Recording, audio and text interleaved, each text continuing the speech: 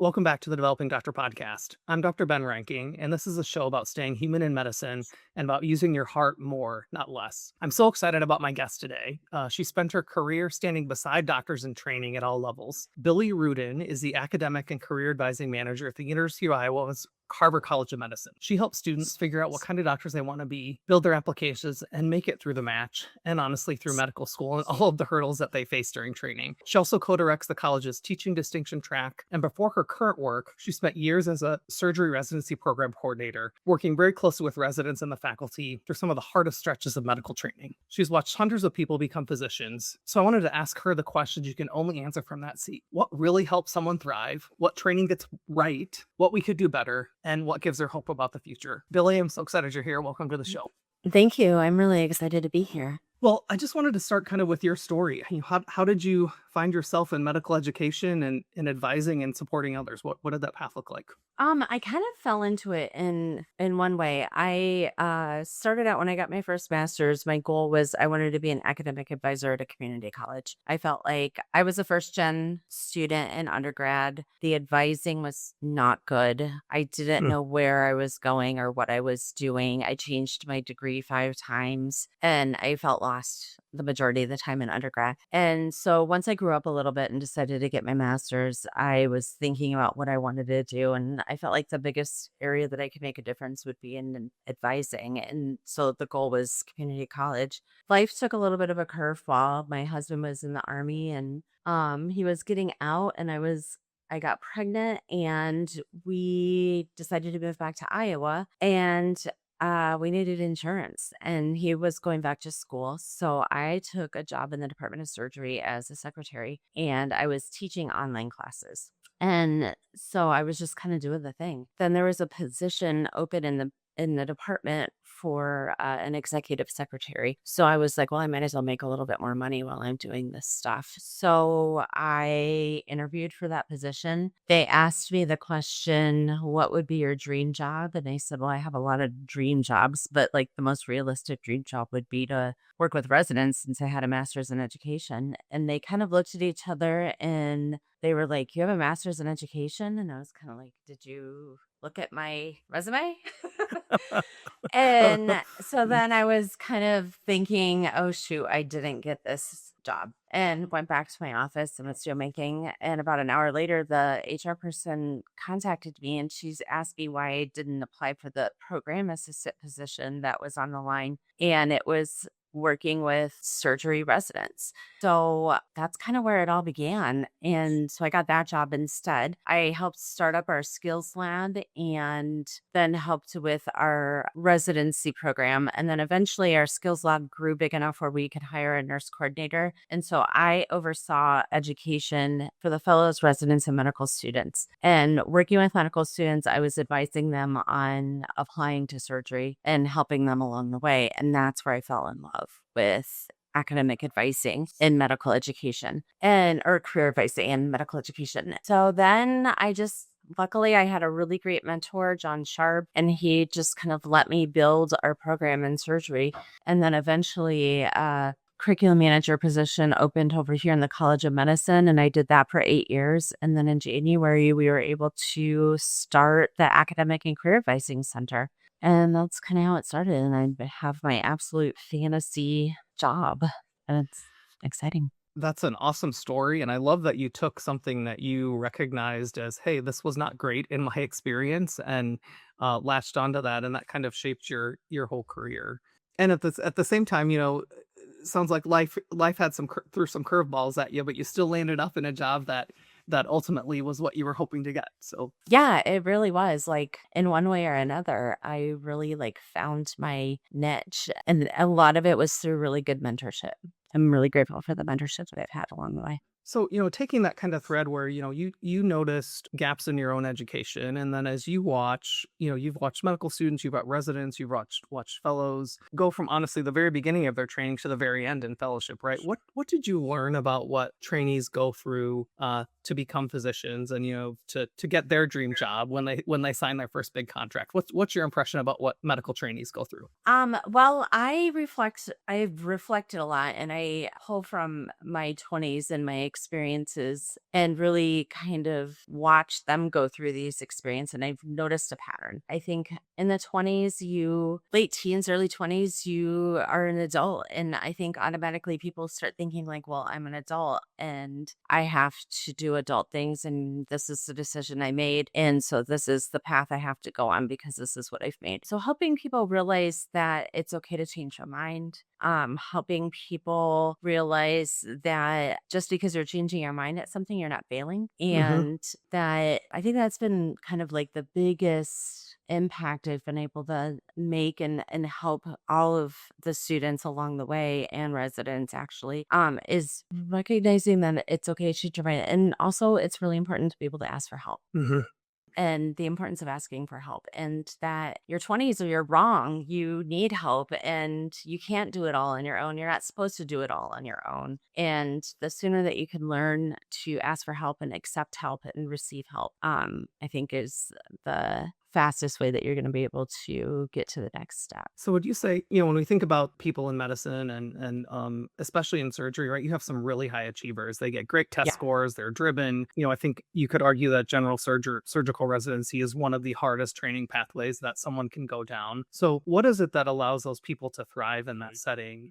They all have great test scores, they all come in with really great academic credentials. Is it the ability to pivot that's so important for them, or what do the people that go through training and then succeed afterwards, what do they have in common that maybe the people who struggle don't? Actually, I almost feel like the ones that's a good question because it's really like the ones that stand out in my mind that are like really phenomenal are the ones that have struggled some and maybe don't get the outstanding test scores, but the ones that Mhm. have to like work hard and have the perseverance to get through all the things, the grit. They recognize that failing is learning, or they're starting to get more comfortable with failing and turning that into a learning opportunity. I think sometimes the people that are the really, really high achievers and have never failed before, which we get Mhm. a lot of those, especially in medical school in the Mhm. beginning, that's a big blow. And so really just trying to help learners recognize that this is the natural process, that everybody fails in one way or another.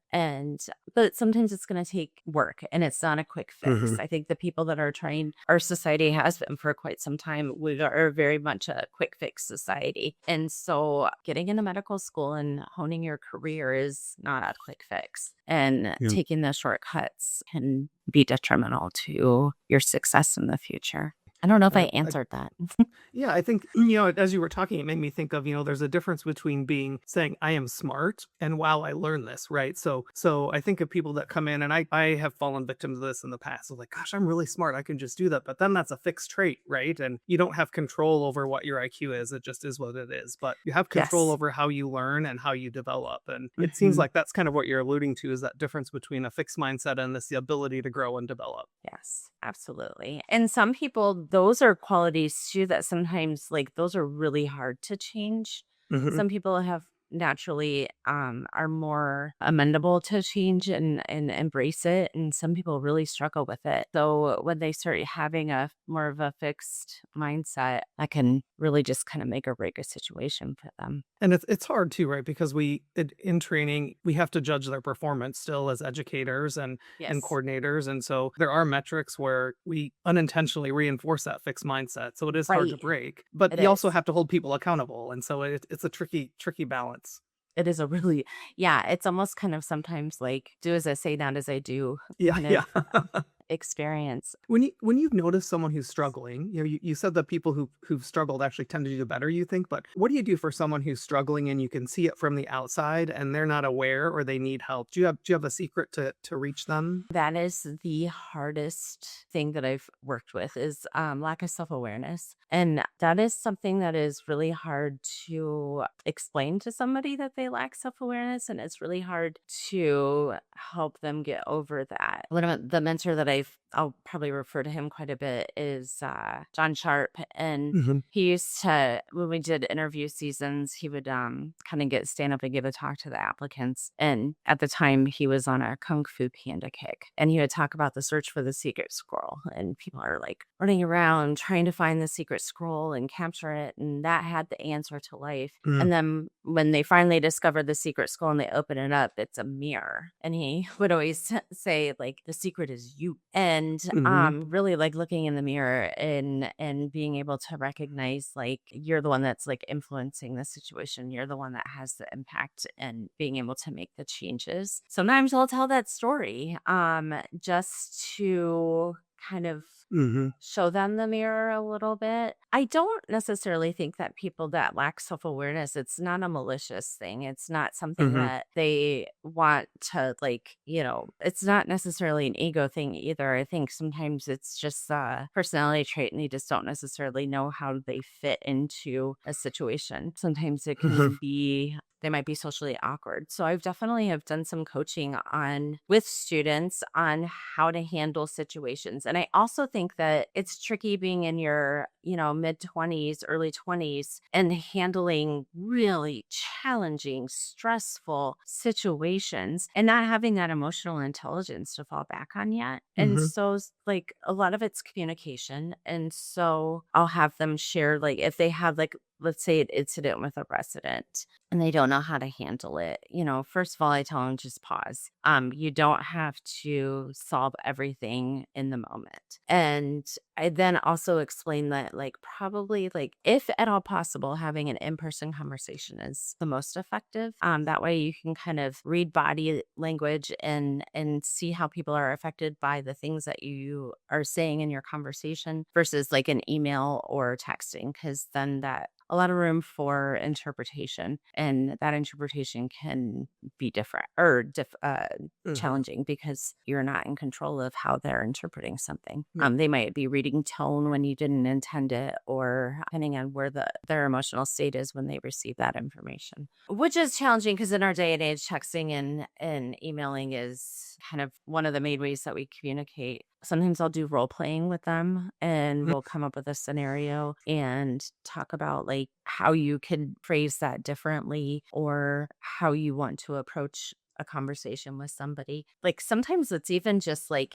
things like asking for letters for Mhm. residency application because like students are and rightfully so are thinking, well, I only worked with them for a week. How are they going to know to be able to write me a letter? And I'm like, well, it's kind of the game that we're in. And sometimes they understand that they have to do that. And these are the ways that you can kind of trying to create more opportunities to have like build a little bit more of a relationship with them in Mhm. that week. These are ways that you can advocate for your learning so that you can get a good evaluation or a good letter. So a lot it's a lot of talking scenarios out and then like, okay, if this happens, then that. I like the point that you made. These people are in their early 20s in training, right? And so it's a time when all of us, no matter what field you're in, just have lots of life changes. For many people, they're becoming independent, right? They're figuring out who they are without the support of their families. They're starting their own families. They may have ill parents. Like there's all of this stuff going on outside, and then you're in this really intense um, environment where sometimes the self-protecting answer to that is I'm just not going to feel anything or think about anything and just push it down. And then I think all the situations that you alluded to just kind of bubble up. Yes, I say that a lot. Or the one of the classic medical student responses is like kind of like the ostrich with the head in the sand. Yeah, Like if I yeah. can't see it, it's not there. I'm gonna just ignore it and it'll go away. That doesn't happen. We know that now. Well, it's, easy to think about this and say, "Gosh, we just need to do better." Training needs to change, or we need to support people differently, which I think is a lot of what the work that you're doing is. But before I get to that, what is it that you think medical education does really well right now? Like, what can medical educators look at and say, "Gosh, I'm really proud of how we do this, and we're doing a great job taking care of and training physicians." That's a really good question. And like recently I got a new headshot because I realized the picture that I've had was 18 years old. And I was like, oh my gosh, I've been doing this for 18 years. And I was like, that's kind of substantial. And I had recently turned 52 as well. And I realized, like, wow, I guess I do have some life experience here. And Mm-hmm. like, maybe I Mm-hmm. do have something to say. So I've been able to see a lot of changes. I've seen changes in duty hours with residency accreditation. I've seen changes in wellness, and I've seen like different leaps on what wellness is and defining wellness and mandatory fun days versus like naming what the individual wellness is. So I think Mm-hmm. that there's been a lot of evolution in the past 18 years that since I've been in this. I think the things that I'm seeing that are doing right is naming the workload, acknowledging that it is a lot. Instead of when I kind of got into this, a lot of it was, well, I had to do it. No, you have to do it Yep. kind of thing. And that is just like, doesn't feel very supportive. And it just feels very just tradition and Mm-hmm. traditional.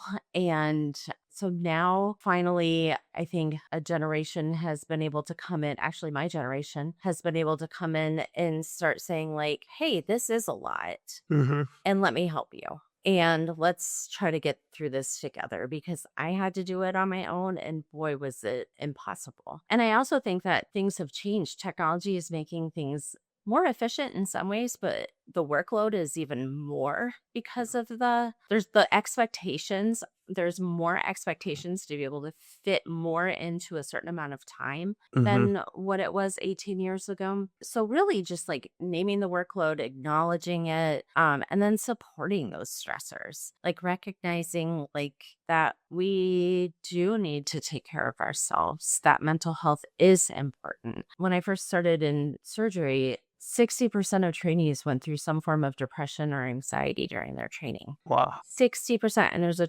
25% attrition rate. That is huge. And I went through anxiety. I have anxiety and I treat my Mm-hmm. anxiety, but in my 20s, I refused to acknowledge that I had anxiety. And it just was and made my life so much more challenging. And so now being able to have those, I have a lot of those conversations with students and residents back then about the challenges of depression and anxiety and, like the importance of getting help. And especially when we look at burnout rates, like Mm-hmm. let's start figuring out why we have these burnout rates and what that looks like and what we can do for people and how can we change it so that it's better. I also think that at least like in medical school, I'm seeing this more is we're encouraging students to make connections sooner. We're getting them into the clinical environment so that they can get a taste of what it is that they're doing and why they're going into this. Mm-hmm. And I think that will help keep the motivation continuing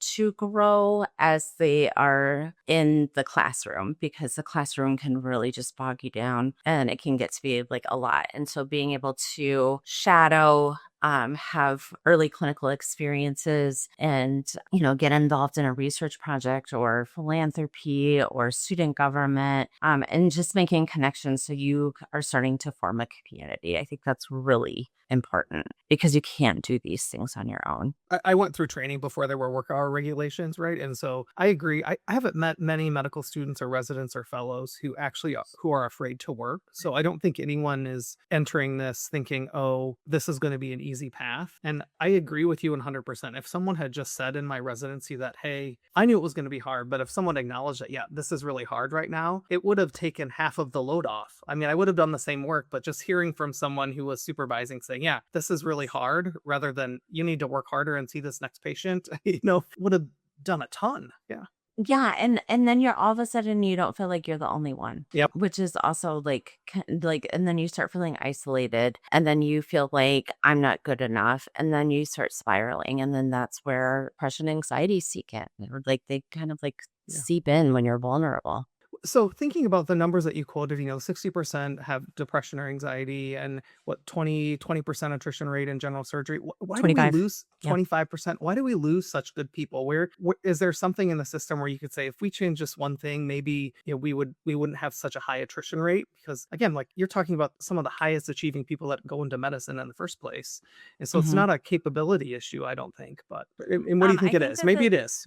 I think it's a couple things. Yeah, some of it might be a capability thing, and some of it could be that they lack self-awareness, and maybe Hmm. somebody's had tried to have that conversation like, I don't know if surgery is the right field for you, but people Hmm. not understanding what that means. I think when I was in surgery, a lot of times, like if somebody was applying to surgery and the surgeon didn't feel like they should be going into that field, they would sit down and ask them, like, are you sure you want to do this? Is there anything else you would rather do? And that was their conversation of, I don't think you should go into surgery. But students didn't know what that was. They Yeah. just Yeah. thought that they were just doing a check in. And so I did a lot of translating for students because sometimes like their advisors or mentors would tell them something and they come knocking on my door and say, like, I don't understand what they just meant. And so like Yeah. explaining what that is. And then I can't remember what the question was, but I'm sorry. I just got lost. Oh, where do we lose people, do you think? What is it that Oh, causes us to lose? yeah.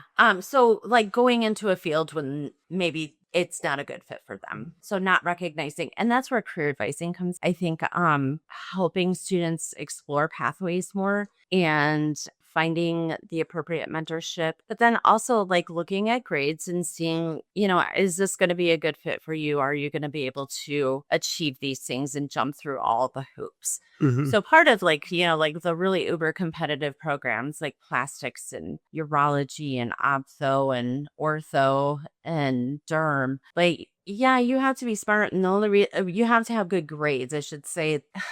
One of the reasons is just so that they can weed people out, which is Hmm. unfortunate. So that's Yeah. where the scores become important. But it's also like, can you do all the things? Minus derm, because derm is competitive because it's a lifestyle. But all of the other ones, like are grueling training Hmm. and Hmm. it's a grueling lifestyle. And I think like being able to make sure that you can jump through all the hoops and balancing research while you're doing academics, while you're volunteering and doing all the things can show that you can handle the effort that needs to be put into this specific field. I think we're also losing people because just a lot of students now that I'm talking to, I mean, like lifestyle is so much more important now. Hmm. Hmm. And I think it was probably important before, but nobody knew that, like, or it wasn't Right. No, nobody said it like, out loud. Yeah. And then by the yeah, time you thought yeah. about it, it was way too late. Yeah. Oh, and Yeah. if you said it out loud, that would be so faux pas. And it's because, like like our society is so career driven. And so like realizing like, oh, I don't want to do this. I don't Hmm. want to burn the candle at both ends. And so like finding way that's where like the whole wellness in ACGME came through. And it was Hmm. like we had like mandatory wellness for our residents, but then that turned into mandatory fun days and that turned into stress because those mandatory things took away from family, took away from all of the other things that was stressing the trainee out. And so I think recognizing like what's wellness for me might not be wellness for you. Yeah. Like for me, answering an email in the evening really quick so I can get it out of the way and I can come in the morning and I don't have to worry about it is how I like to deal with things. But for other people, they need to unplug and they don't want to check their email in the evening and they want to wait until the next day. And that brings less stress to their Yeah. environment. So, like, really acknowledging that we're all different and we don't all have to fit into the same box of like to define like what is wellness for each other. I like that perspective a lot, and I think it's a good segue into career advising, because really it's about individualizing the experience. I think a little bit, right, and making sure people Mhm. make the right choice from the outsider perspective. But share a little bit about what you're doing in your current role, and I think what's unique about it, and what excites you about your current job. Because I think it's Oh my awesome. I'm gosh. really excited I about do it. too.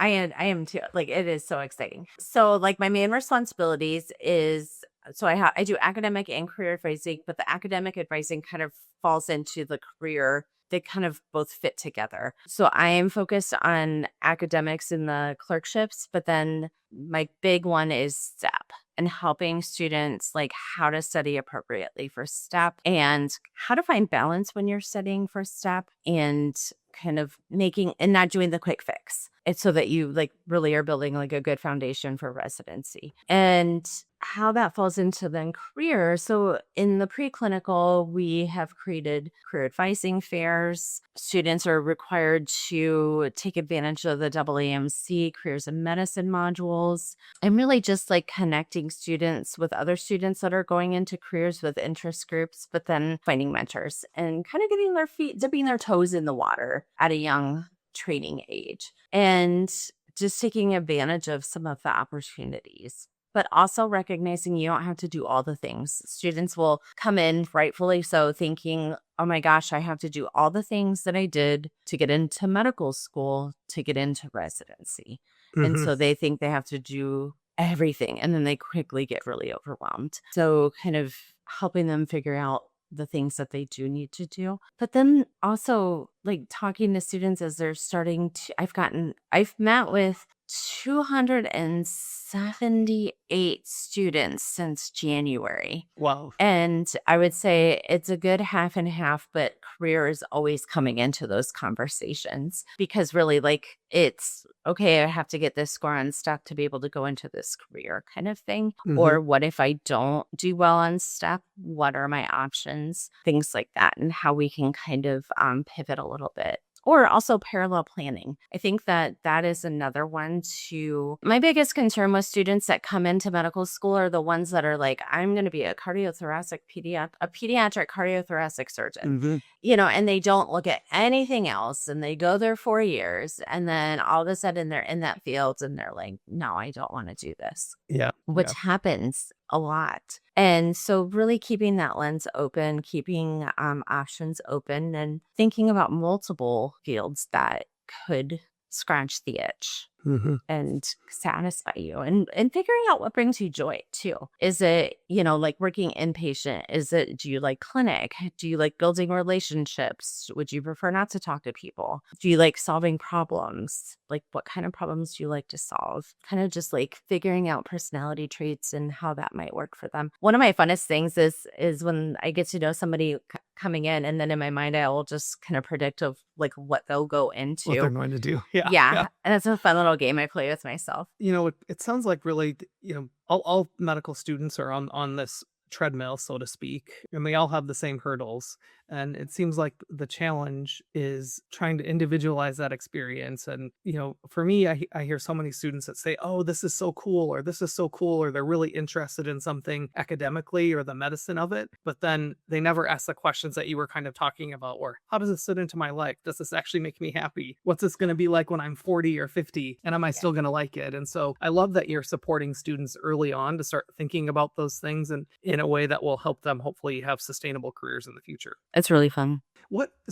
Thinking about all of this, like what's one thing that you're really excited about and that sort of gives you hope for the future as you work with all these students who are, going to be our future physicians and leaders in communities? What gives you hope as you work with them? I think I know I am loving that students are starting to prioritize themselves better. Hmm. And really, like, there's multiple pieces to the pie, and career might be a couple of those pieces, but then there's other things that bring them joy and fill their cup, and that they find those things too. Hmm. And really, and by doing that at a young age, I think that's really going to help their future self maintain balance as they progress in their career and in their life. I also think that this younger generation is really good at doing things smarter, not harder. And just Hmm. because we've done this is what like each generation does, and it just always is making things better. But just because we've always done it this way, why can't we try doing it another way? With that said, the technology boom is probably like overstepping that a little bit. And so I think Hmm. we probably have to be a little bit careful and just making sure we're recognizing, is this actually smarter? Or, is this technology going to make things more complicated? And just because we have technology doesn't necessarily mean that it makes it better. And then each generation brings a new lens. And so they're going to be able to see things with a different viewpoint than what we see things. And I think that's a really good thing. And I've heard people worry that the focus on being the whole person, right? So the focus on wellness and having a life outside of medicine may actually lead to and contribute to the physician shortage. But I think it's actually going to be the opposite. I think as people are able to build lives around their careers rather, or careers that integrate with their lives rather than fitting in life around their career, they're actually going to be able to stay in them longer, and we'll have a more effective healthcare system and happier healthcare providers. Yeah, I do. I totally agree with that. Because I mean, the way that we're doing it now is not working. Like we're pushing Yeah, people to the yeah, yeah. brink of I mean, yes. So what is it, you talked about being happy that other people are doing that. What is it that you do to bring balance to your life? What's one thing that you're looking forward to in the next few months that brings joy to you? Oh, well, my day to day, I always have a book going, whether I'm listening to it or reading it. And then I am obsessed with puzzles. So I like to listen to a book and work on a puzzle in the evening. It's kind of my way that I like decompress my Hmm. day. But in the next few weeks, actually, we do a family trip every year with my husband's family, and we're going down to Fort Myers, and we have this amazing beach house. Actually, it's not a beach house, it's just a house with like a pool I've never seen before. And I'm gonna Awesome. just be there. And I'm really looking forward to that. Hopefully surrounded by books and puzzles and family. Yeah. Yes, I have started a tradition now. I've gotten my family into doing puzzles, so I always bring a puzzle every year. And so, yes, we have a family puzzle to work on, and we bring games and just kind of hang out. And it's wonderful. Well, as people have listened to this, and they are curious about the work that you're doing in career advising at Iowa and at the Carver College of Medicine, are there any resources that you can point them to, or how can they find you to learn more about the work they're doing?